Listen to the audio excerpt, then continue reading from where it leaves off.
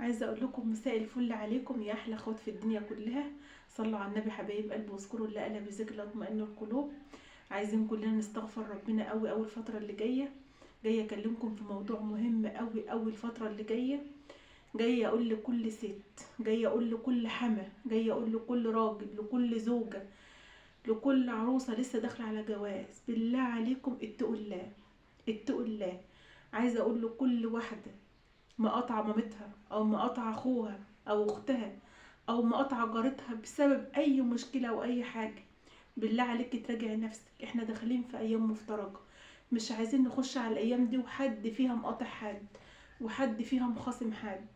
عايزة أقول لكل راجل بيسمعني بالله عليك بطل تفتري على مراتك، بالله عليك بالله عليك بطل تفتري على مراتك. الست اللي انت بتفتري عليها ديت هيجي يوم وربنا هيرد لها اعتبارها. عايزه اقول لك الست الغلبانه اللي ماشيه تحت طوعك وانت بتفتري عليها، ها، هيجي يوم وحقها هيرجع لها، سواء وانت عايش او وانت ميت حقها هيرجع لها. بلاش تيجي على وليه مظلومه غلبانه مكسوره الجناح. بقول لك اترجى كل راجل بلاش تيجي على وليه مكسوره الجناح. عايزه اقول لك ان في ستات تستاهل الحرق، في يستاهلوا الشنق والحرق كمان، بس في ستات اقسم بالله غلابه من كتر غلبهم الراجل بيبهدل فيهم ويمطوح فيهم. يعني في ست ممكن الراجل يقول لها روحي روحي وتعالي تعالي، واوعى حد فيكم يقول لي ما في ستات من النوع ده، لا، في والله العظيم في ستات تشيليها من هنا تهبدها هنا تلاقيها زي ما هي، لا بتصد ولا بترد. كل مشكلتها ان هي غلبانه مش عارفه تاخد حقها في الدنيا. فربنا يعني في حد بقى بيجي لها يستقوى عليها زي جوزها، صبيتها، حماتها. وبعدين انت يا حما يا حربان انت وهي، انت ايه مشكلتك مع مرات ابنك؟ انت ايه مشكلتك يا شيخه؟ اتقي يوم ترجعي فين ربنا، اتقي يوم ترجعي فين ربنا. خلي بالك اللي انت بتعمليه مع مرات ابنك انت كده بتدمري نفسيه ابنك من جوه. ووكسه سوده لو جوزها اللي هو ابنك دلدولك، ده تبقى واقعه سوده ومطانه الطين. يعني حماتها تبقى مفتريه وكمان جوزها يبقى دلدول امه، والله العظيم حرام. الراجل يا جماعه الحما لو كانت مفتريه يبقى لازم الراجل يكون عادل، لا يجي على امه ولا يجي على مراته، يراضي امه ويراضي مراته. بس مش الانسانه اللي انا جايبها وكاتب عهد على نفسي ان انا عاملها معامله الاسلام اخدها عندي واذلها ومرمطها واكسر بمناخيرها الارض. انا مش جايباها عشان انا مش جايب مراتي تكون خدامه لامي ولا خدامه لاخواتي. مراتي لو عايزه تعمل حاجه او عايزه تخدم امي هتخدم وهي راضيه وهي مبسوطه. هي مش جايه تخدم غصب عنها او مش جايه تخدم بلقمتها، هي جايه لخدمتي انا، جايه لمراعيتي انا، جايه لاكل وشرب انا، مش اكل اخواتي ولبس اخواتي. وانتي يا مرات الابن يا مفتريه، ما هو زي ما في حموات مفتريه عايزه الولعه والحرق، زي ما في مرات ابن مفتريه وعايزه الحرق.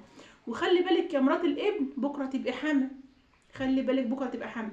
شكاوي كتير يا جماعه بتجيلي من الحما، حماتي عملت، حماتي خلت. والله العظيم في واحده بتقول لي بجيب لحماتي الاكل من الدور الثالث من فوق، والله العظيم زي ما بقول لكم، من الدور الثالث من فوق، وتعايب على الاكل تقول لي اكلك مش حلو، اكلك مش نظيف، انت عامله ايه؟ لما اعمل يوم مثلا امشيها كده ولا حاجه تعايب على الاكل وعايزه اكل حلو، انت عايزه ايه؟ هو انت قاعده زي العجله مكانك وبتلاقي اللي بتخدمك ونازله لك من فوق وعامله لك خاطر وعامله لابنها لجوزها خاطر وجايه تعمل لك الاكل لحد عندك، وانت بتتشنكي وتتامري عليها وترفسي الرجل برجلك؟ الهي يا رب تظلمي النعم اللقمه من وشك يا بعيده. ما تلاقي حد يعمل لك حاجه ولا تلاقي حد يخدمك ولا يعمل لك حاجه وانت قاعده زي البروطه زي الفيل وقاعده عايزه اللي يخدمك ويعمل. ليه يا جماعه؟ اتقوا الله، احنا داخلين على ايام مفترجه. يا ريت كل واحده متخاصمه مع اهلها، متخانقه مع اختها مع اخوها، مزعله امك، عامله حاجه، اي مشكله، بالله عليكوا راضوا بعض. اي واحد حاسس ان هو جاي على مراته بالله عليك روح راضي مراتك وصالحها وبوس دماغها. اي واحده مزعله جوزها وجايه عليه، ان في نسوان قادره اكتر من الرجاله، في ست ممكن تكون هي اللي ماسكه الراجل مطلعه ميتين، والله العظيم زي ما بقول لكم كده. ليه يا جماعه اتقوا الله؟ ليه ما نعيش متراضيين كلنا مع بعض؟ ليه نحاول الراجل ما يجيش على الست والست ما تجيش على الراجل الغلبان؟ ليه ما نعيش خير الامور الوسط؟ الراجل ليه كلمه وكل حاجه، والراجل مسيطر، والراجل راجل في بيته، بس الرجوله عمرها ما كانت بالضرب، عمرها ما كانت بالاهانه. مش معنى ان انا اجيب مراتي في البيت عشان خاطر مثلا اكسر مناخيرها ان انا اجيب ام تذلها واختي اللي جايه من بيت جوزها دي جايه تتنيل تعمل ايه هنا؟ اختي خلاص اتجوزت، ملهاش كلمه في بيتي، ملهاش كلمه هنا على مراتي، اختي ملهاش كلمه على مراتي. ما تجيش تتحكم في مراتي وتقول لها اعملي وخلي وسوي وانت قاعده زي البروته مكانك، ما ينفعش الكلام ده يا جماعه. لازم ناخد بالنا من الكلام ده كله عشان خاطر المشاكل الزوجيه اللي بتحصل. احنا داخلين في ايام مفترجه، راعوا بعض، حبوا بعض. انت لو حبيتي مرات ابنك وقلت لها كلمه كويسه والله العظيم هتقدلك صوابعها العشرة شامع، وهبصي هتعمل لك خدها ده هو مداس. بس قولها يا بنتي وطبطبي عليها، لو طلبت منها عينيها مش هتحش عنك. وانت برضه يا مرات الابن لو رحتي طبطبت على دماغ حماتك وبست دماغها وقلت لها كلمه كويسه والله هتديكي عينيها، وهتبصي هتديكي اللي في جيبها كله. انا بعرف حموات يا جماعه اقسم بالله بيجيبوا لعيالهم، اللي بيجيبوا النسوان عيالهم، بصوا يعني بيجيبوا لهم حته من السما كده عشان يرضوا ويتراضوا. وتلاقي مرات الابن ملعونه برضو يا جماعه، مش كله. لازم نعرف ازاي يعني نوبه الست اللي معاكي دي، هل هي طيبه ساذجه على نيتها؟ يبقى خدها بقى اخدها بقى على اسلوبها، اخدها على طيبه قلبها. لكن مش كل واحده نتعامل معاها بالجبروت، مش كل واحد يتخانق مع مراته يقوم يدبها علقه يكسر رجليها ولا يكسر دماغها. حرام، احنا مش فراعنه هنا، ده في ربنا موجود. اذا كنتوا تايهين وبتعملوا اللي انتوا عايزين تعملوه دلوقتي، افتكروا يوم ترجعوا في ربنا. ويا جماعه يا ريت اللي ما بيصليش يقرب من ربنا ويصلي. ما تعرفوش نعمه الصلاه دي بتعمل ايه. الصلاه على النبي، الصلاه على النبي والاستغفار بيعمل ايه في حياتك. الصلاه الابراهيميه يا جماعه، فين الصلاه الابراهيميه؟ فين الصلاه؟ فين الذكر؟ فين الاستغفار؟ الحاجات دي كلها بتغير من حياتك خالص. بالله عليكم عايزاكم اليومين الجايين تراجعوا نفسكم في حاجات كتير. قراءة قرآن مستمرة، حاولي انك تختمي القرآن. ابتعدي عن المسلسلات خالص في رمضان بالنهار. حاولي تخلي عيالك ما ينزلوش الشارع كتير عشان الالفاظ اللي بيقولوها والحاجات اللي بيتعلموها. عيالك وهم قاعدين على النت يا ريت تاخدي بالك بيتفرجوا على ايه وبيهببوا ايه، لان في بلاوي بتحصل دلوقتي والعيال بيخشوا على مواقع، والمواقع دي اي حد يخش عليها دلوقتي. سهل ان اي بنت او اي واد يخش على الموقع ويجيبها عادي طبيعي خالص. بالله عليكم خدوا بالكم من الحاجات دي، خدوا بالكم من عيالكم، خدي بالك من جوزك. انت يا عم انت الحاج، انت راعي مراتك بالله عليك، راعي حماتك، راعي مرات ابنك. بالله عليكم خدوا بالكم من بعضكم يا جماعه. الدنيا مش مستاهله والله، والله العظيم الدنيا ما مستاهله ان احنا ناكل في بعضينا. والناس اللي بتقطع بعض على الورث قلبيه بالمعلقه. والناس اللي هطلع اشوفهم. هما بيعملوا دلوقتي. لا اشوفهم بقى. والناس اللي بيقطعوا بعض على الورث وبياكلوا على الله يخرب بيت الفلوس وسنين الفلوس اللي بتخلي اخ ياكل في اخته واخت تاكل في اختها ويموتوا بعض عشان خاطر الورث. الله يحرق الفلوس وسنين الفلوس.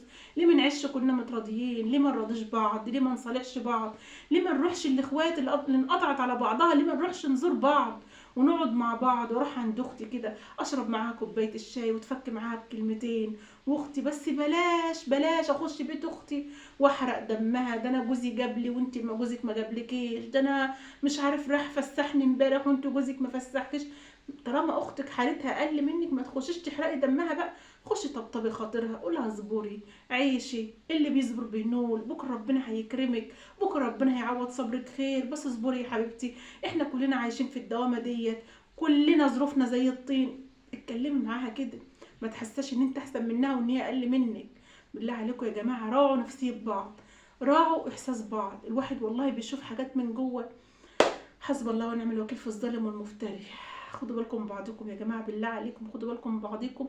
الدنيا من فتى والله، الدنيا من فتى. محدش ضامن ان هو يخش ينام على السرير يقوم يلاقي نفسه عايش في الدنيا. لا، الروح دي في ثانيه كده ممكن تطلع ما تدخلش تاني. ربنا يصلح حالكم جميعا يا رب، ويصلح حالنا جميعا، اللهم امين يا رب العالمين. واشوفكم على خير، مع السلامه.